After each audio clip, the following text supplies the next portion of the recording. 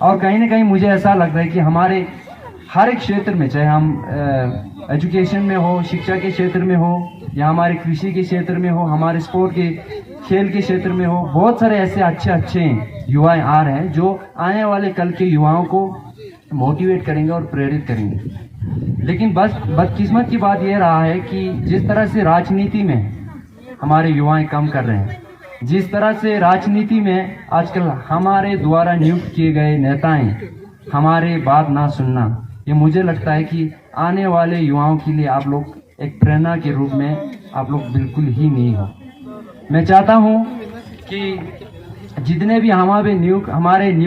द्वारा नियुक्त किए गए वहाँ बैठे हैं, आप लोग कृपया करके हमारे आने वाले युवाओं के बारे में सोचें। वो लोग किस तरह से मुझे देखा कि पिछले बीते हुए कई दिनों में बहुत सारे युवा ऐसे हैं जिनमें लीडरशिप का क्वालिटी बहुत ही अच्छी तरह से उनमें है और वो जज्बे हैं। लेकिन जितने भी यहाँ पे हमारे अभी नेताएं हैं, वो उनके लिए एक प्रेरणा बनना चाहिए, ना कि हमें उन्हें वो डिमोटिवेट नहीं करना चाहिए। तो मैं हमेशा सोचता हूँ कि फिलहाल हमारे लद्दाख के राजनीतिक स्थिति जो है बहुत ही खराब है और इसको सुधारना भी चाहिए। मुझे कहीं ना कहीं लगता है कि ये दर्शाता है कि हम साधारण लोग जब हम यहाँ निकल के आते हैं तो ये दर्शाता है कि हमारे द्वारा नियुक्त किए गए जितने भी नेताएं हैं वो हमारे कामों को करने में असफल हैं। इसीलिए मैं कहीं ना कहीं मुझे ऐसा लगता है कि हम इंसानों में जो सबसे अनफॉर्चुनेट थिंग मुझे यही लगता है कि we are not able to predict our future accurately. इसीलिए तो मैं कहूँगा कि हमारे नेताएं जितने भी नियुक्त किए, मुझे याद है कि पिछले साल भारतीय जनता पार्टी के कुछ लोगों ने पूरे कार्यकर्ताओं ने एक सभा बुलाई थी, जिसमें उन्होंने विपक्ष दलों के सभी नेताओं को उन्होंने कुत्ते और गद्दे कहकर उन्होंने बुलाए थे। विशेषकर कांग्रेस पार्टी के जितने भी विपक्ष दलों के नेताएं थे, उन्होंने उन्हें शंखी इन ऐसे शब्दों का प्रयोग करते हुए उन्होंने संबोधित किया था, जो कि अच्छा नहीं है। आजकल की स्थिति में देखें, हम उन्हें कुत्ता कहने में, गधे कहने में मुझे कहीं ना कहीं लगता है कि मुझे शर्माना नहीं चाहिए। I am not the first person who is using such words in large number of people and front of cameras. उन्हीं लोगों ने ऐसे शब्दों का प्रयोग करते हुए उन्होंने किया था। तो हमें ये बहुत ही दुख हो रहा है कि हमने ऐसे नेताओं को नियुक्त किया है। और जैसे कि देख सकते हैं, बीते हुए 20-21 दिनों में सोना वांगचुक जी ने जिस तरह से कष्ट उठाया हमारे लद्दाख के जितने भी मांगे हैं उन्हें लेकर, तो हमें ये लग रहा है कि हमने सोना वांगचुक जैसों को, जो हमारे लीडर्स के लायक थे, उन्हें इतना कष्ट उठाया, और जो हमारे लीडर्स के लायक नहीं थे और उन्हें बड़े बड़े पद पे बिठाया है। और आजकल वो लोग हमें यहाँ यहाँ आना तो दूर की बात, लेकिन वो लोग हमें सुनने पर भी तैयार नहीं है। तो यह हमारे लिए बहुत ही दुख की बात है। तो मैं ये कहना चाहूँगा अपने युवाओं से, जितने भी साथी यहाँ पे बैठे हैं, जब भी हम अपने मांग की बात आते हैं, अपने क्षेत्र के विकास के बात आते हैं, हमें ये सबसे पहले यही सोचना चाहिए कि हमारे द्वारा नियुक्त किए गए जितने भी व्यक्ति होंगे, या चाहे आप नेताएं कहें, इन्हें हमें अच्छी तरह से नियुक्त करना है। केवल यहाँ आके बातें कहना ये हमारे लिए बहुत ही एक दुर्भाग्य की बात होगा कि जिस तरह से हमने हमारे एमपी साहब और जितने भी सीसी साहब, जितने भी आजकल के सत्ता में बैठे लोगों को, हमने उनकी बातों को सुनकर हमने उन्हें नियुक्त किया था। इसीलिए मैं कहता हूं, केवल बातें बोलना, करना, और जब हम इलेक्शन के दौरान जो बड़े बड़े बातें करते हैं, बड़े बड़े दावा करते हैं, इन सारे बातों में उलझा के हम वोट देना हमारे लिए सबसे बड़ी दोष, और ये खुद पे दोष देना चाहिए हम लोगों को। इसीलिए मैं कहता हूं कि जितने भी युवाएं हैं, हम लोगों ने देखा कि लद्दाख जो है अनएम्प्लॉयड रेट में हमारे सबसे पहले और दूसरे नंबर पे कहीं ना कहीं आता है। तो हमारे लिए बहुत ही ये एक अच्छे मौका है कि हमारे पास जो है सबसे ज्यादा अनएम्प्लॉयड ग्रेजुएट है, और उनमें से सबसे अच्छे चुन के हमें अपने नेता बनाना है, ताकि आने वाले कल में हम अपने मांगों को लेकर इतने कष्ट ना उठाना पड़े जैसे हम बीते हुए कल में एसटी के लिए किए थे, हमारे यूटी के लिए किए थे, और आजकल हम लोग 6 शेड्यूल के लिए कर रहे हैं। ये सब दर्शाता है कि हमारे द्वारा नियुक्त किए गए जितने भी नेताएं हैं वो लोग हमारे अपने कामों को करने में असफल है। इसीलिए मैं आज में ये कहना चाहूँगा कि कासोना वांगचुक जी जिन्होंने बहुत कष्ट उठाया है, कासोना वांगचुक जी बहुत ईमानदार है, और विशेषकर का थुतन सेवांग जिन्होंने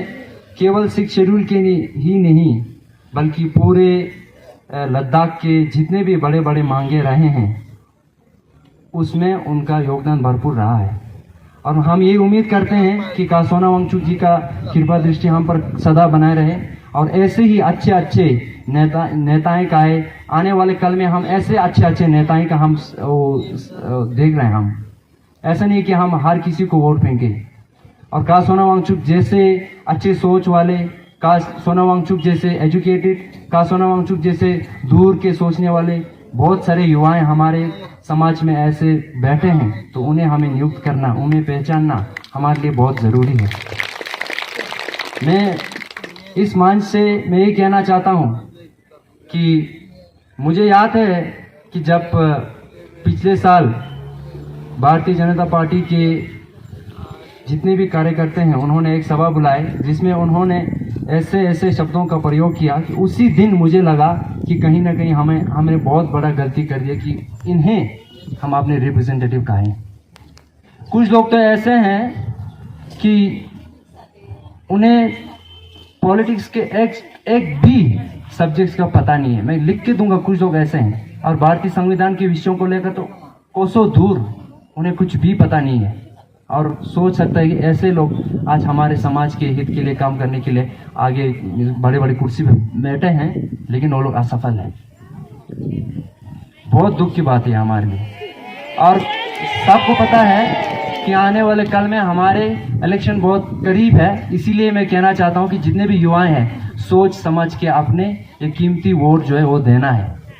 यही हम लोगों से सबसे ज्यादा चूक होता है तो ये होता है। मुझे याद है कासोना वांगचुक जी भी 5, 10, 15 साल पहले उन्होंने भी पॉलिटिक्स में आने की प्रयास किया है, LUTF नाम के, मुझे याद है। लेकिन हमारे लद्दाख के जितने भी लोग हैं उनके द्वारा उन्हें समर्थन नहीं मिला है, तो यह हमारे लिए बहुत दुख की बात है। आज ऐसे लोग हमारे लिए इतने काश उठा रहे हैं। तो बहुत बहुत धन्यवाद मैं करना चाहूँगा जितने भी यहाँ पे बैठे हैं, माएँ बहनें हैं, और आने वाले कल में मैं कहूँगा कि हम लामाएँ भी आएंगे। मैं चाहूँगा कि कासोना वांगचुक जी ने निवेदन तो किया है कि कुछ रिम्पोची जी भी यहाँ आए तो बेहतर रहेगा, तो हमारे लिए वो बहुत ही अच्छा रहेगा कि अगर एक दो रिम्पोचे यहाँ आए और लामाओं के साथ रहे। तो मैं अपने तरफ से पूरा प्रयास करूँगा कि मैं यहाँ आए और हर किसी को भी अगर हम संबोधित करना पड़े तो हम बेझिझक कहेंगे। 6 शेड्यूल के विषयों को लेकर मुझे लगता है कि इतना हम 6 शेड्यूल के विषयों को लेकर इतना हम परिचित तो नहीं है, लेकिन फिर भी मैं एक उदाहरण के तौर पर आप लोगों को समझाना चाहूँगा कि जब एक टीचर आते हैं 15-20 मिनट के लिए क्लास में, और वो क्या कहते हैं, पहले 1-2 मिनट अटेंडेंस लेते हैं, फिर क्या करते हैं, बच्चों से बातचीत करते हैं, फिर जो बचे टाइम पे वो एक पर्टिकुलर विषय पे बात करते हैं ना, इतना मेरे पास भी है कि 6 शेड्यूल के ऊपर 5-10 मिनट के ऊपर मैं बोल सकूं। तो इसीलिए मैं कॉन्फिडेंट रखता हूं कि 6 शेड्यूल क्या है और 6 शेड्यूल के विषयों को लेकर हमें समझना चाहिए। मुझे लगता है कि लद्दाख के सारे युवाएं, केवल युवाएं नहीं, हमारे जितने अनएम्प्लॉयड यूथ है वो तो समझते ही है, लेकिन हमारे घर घर के महिलाएं अब समझ चुके हैं कि 6 शेड्यूल की महत्व क्या है, 6 शेड्यूल हमें क्यों ज़रूरत है, 6 शेड्यूल क्या करते हैं, 6 शेड्यूल का काम क्या है, ये सारे बहुत अच्छी तरह से हमें समझ में आ गया है। तो मुझे लगता है कि ये हमारे लिए बहुत खुशी की बात है। और जाते जाते मैं कासोना वांगचुक जी और हमारे अमाले बहनें और जितने भी युवा यहाँ पे वॉलंटियर्स काम कर रहे हैं उन्हें मैं तहे दिल से धन्यवाद देना चाहूँगा। मैं चाहता हूँ कि उनके लिए बहुत ही ज़ोरदार तालियां हो जाए। उनके लिए बहुत बहुत धन्यवाद। आप लोगों के जिस तरह से लद्दाख के भविष्यों को लेकर आप लोगों का डेडिकेशन, आप लोगों का एफर्ट रहा है, वो मेरे लिए भी आप लोग एक प्रेरणा के रूप में उभर के आ रहे हैं। और मुझे लगता है कि आने वाले कल में आप लोग ही होंगे हमारे